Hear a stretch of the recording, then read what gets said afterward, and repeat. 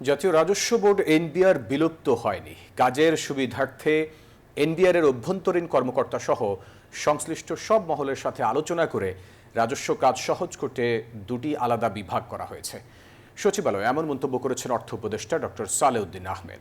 এদিকে মধ্যরাতে সরকারের এমন সিদ্ধান্তের বিরুদ্ধে অবস্থান কর্মসূচি পালন করে এনবিআর কর্মরত সবাই। ঘোষণা দেন 3 দিনের কর্মবিরতিও।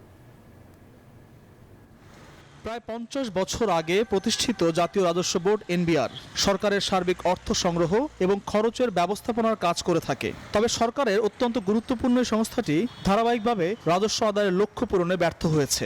বর্তমানে বাংলাদেশের কর ও জিডিপির অনুপাত মাত্র 7.4%, যা এশিয়ায় অন্যতম নিম্ন।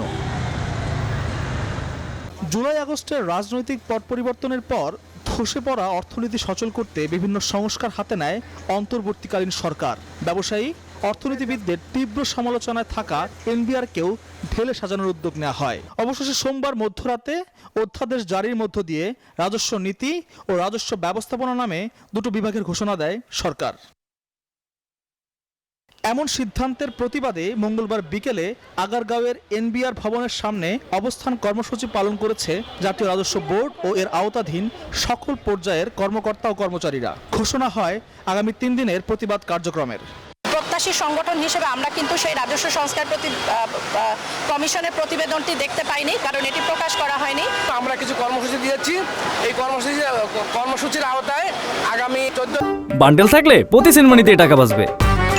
বিকাশ সেনমানি বান্ডেল কিনে জিতুন প্রতি লেনদেনে। 15 মে এবং 17 মে এই 3 দিন আমাদের সকল স্তরের কর্মকর্তা কর্মচারী কলম বিরতি পালন করবে। তবে সকালে সচিবালয়ে ক্রয় সংক্রান্ত কমিটির বৈঠক শেষে অর্থ উপদেষ্টা জানান, নতুন অধ্যাদেশ নিয়ে বিচলিত হওয়ার প্রয়োজন নেই। এনবিআর আপনার চিন্তা করার দুশ্চিন্তা করার কোনো কারণ নেই। এনবিআরটা যেভাবে আছে, কত টার্মস অফ রেফারেন্স চলবে, এটা ইন্টারন্যাশনাল প্র্যাকটিস, পলিসি ডিভিশন আর ইমপ্লিমেন্টেশন ডিভিশন এক থাকে না। রাজস্ব আদায়ের কোনো প্রভাব না। রাজস্ব আমরা এই পর্যন্ত যেটা অলরেডি কিন্তু রাজস্ব আদায় গতবারের তুলনায় 2% কিন্তু বেশি হয়েছে। খুব হতাশাব্যঞ্জক না। আমি আরো এক্সপেক্ট করছি অ্যাটলিস্ট গতবারের চেয়ে কম তো হবে না। নতুন অধ্যাদেশ অনুযায়ী অভ্যন্তরীণ সম্পদ বিভাগ বিলুপ্ত হয়ে যুক্ত হবে রাজস্ব নীতি বিভাগের সাথে।